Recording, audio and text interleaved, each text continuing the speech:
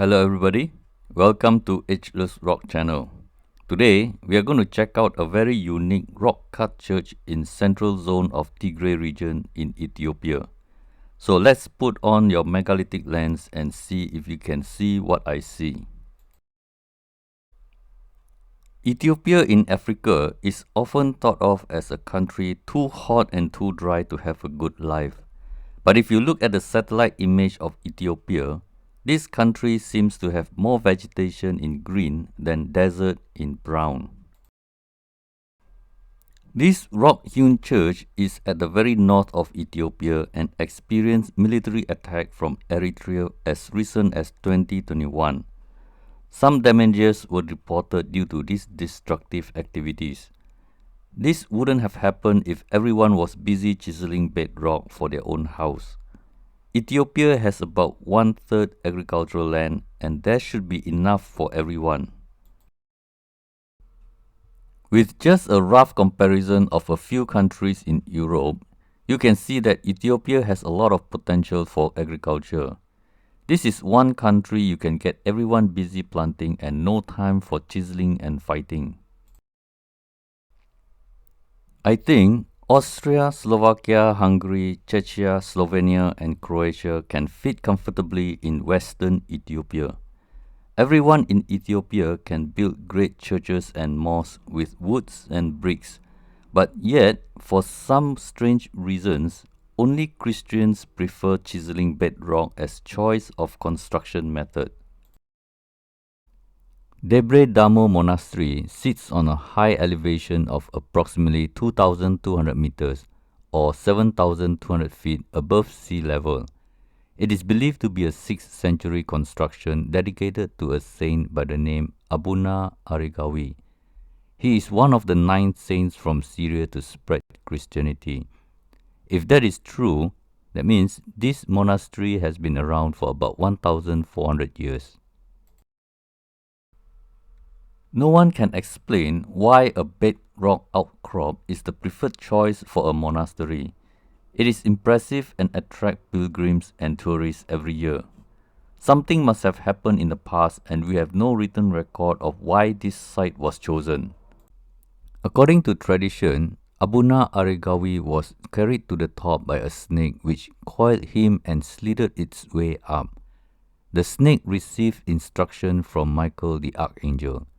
This story is mythical to even other denominations of Christianity, but to the Tewahedo Orthodox Christians, it is just another biblical story like Moses and his rod which turned to snake. It is not mentioned who was the first European to have encountered Debra Damo Monastery, but we do know that E. Lytton led a German expedition to have the first archaeological survey. Since then, Europeans were lukewarm about researching this site. Pilgrims will flock here by the hundreds, if not thousands, and many will like to climb up the hard way.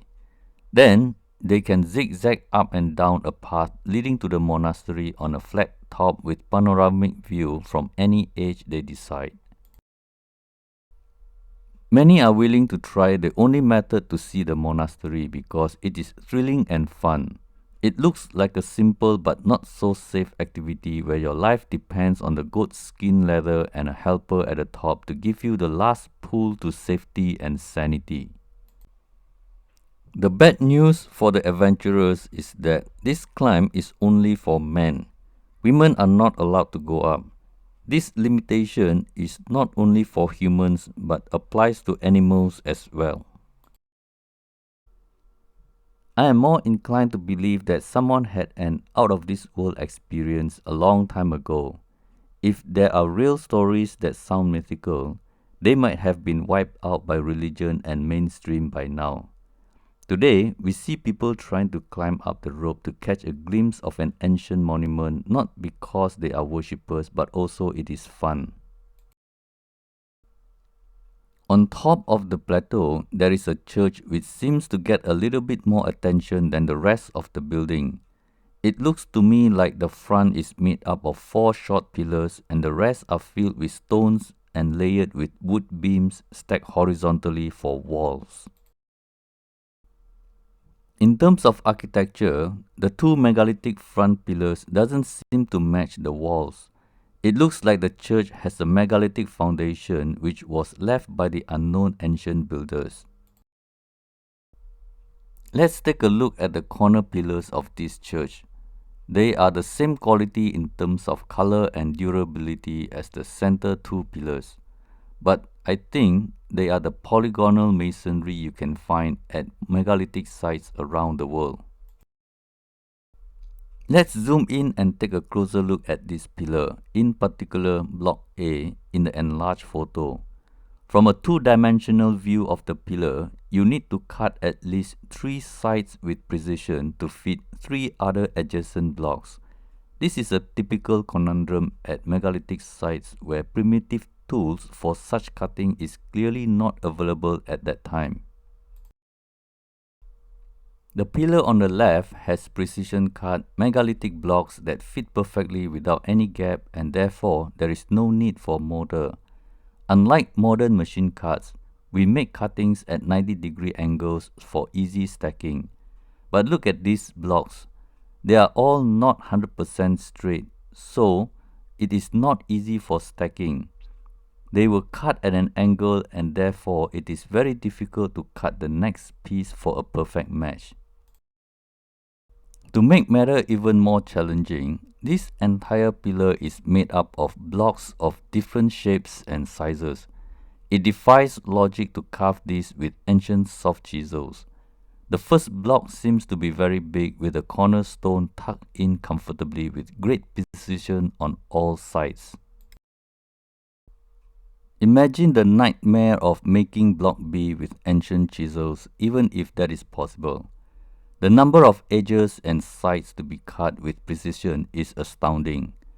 Upon stacking, it is hard to even slide a piece of paper.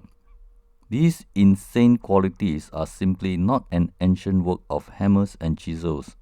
The primitive minds of inhabitants are already clearly displayed on the walls, where surrounding stones were stacked with woods laid horizontally for stability. The one on the right is even more bizarre.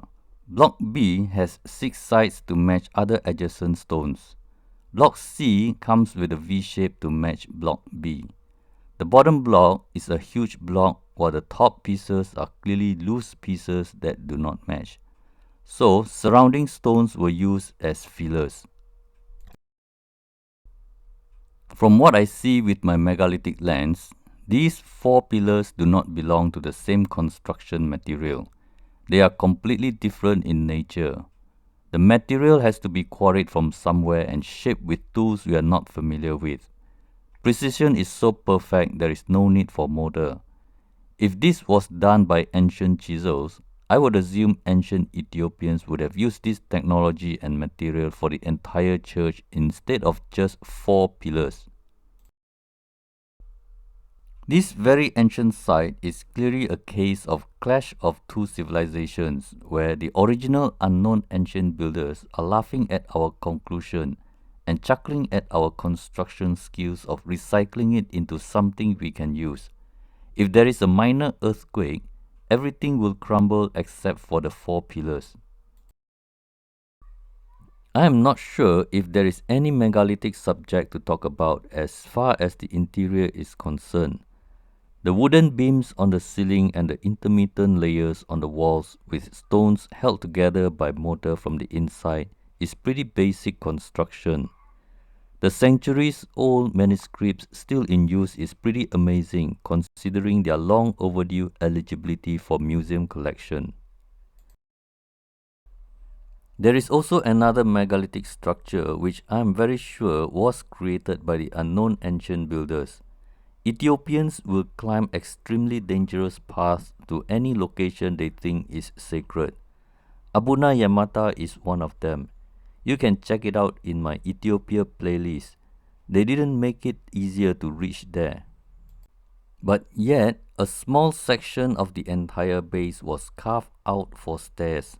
It is a rock-cut stairs on a slope which is not even steep at all. It makes no sense where a simple wooden stairs as wide as 4 feet would have been sufficient. I can only assume that carving bedrock was easy if you have the magic tools.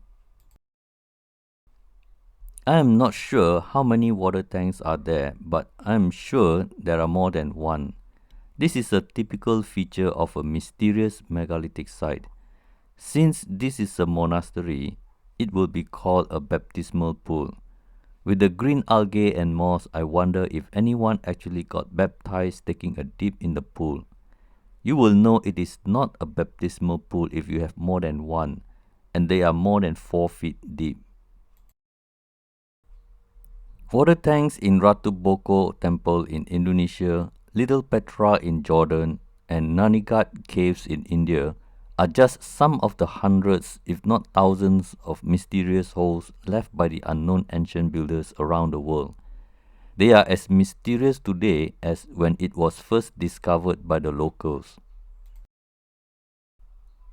This place is a normal ancient church to all historians.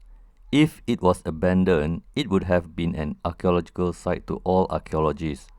But I think this place is far more mysterious than what has been told. If you wear megalithic lens, you can tell someone else was here first.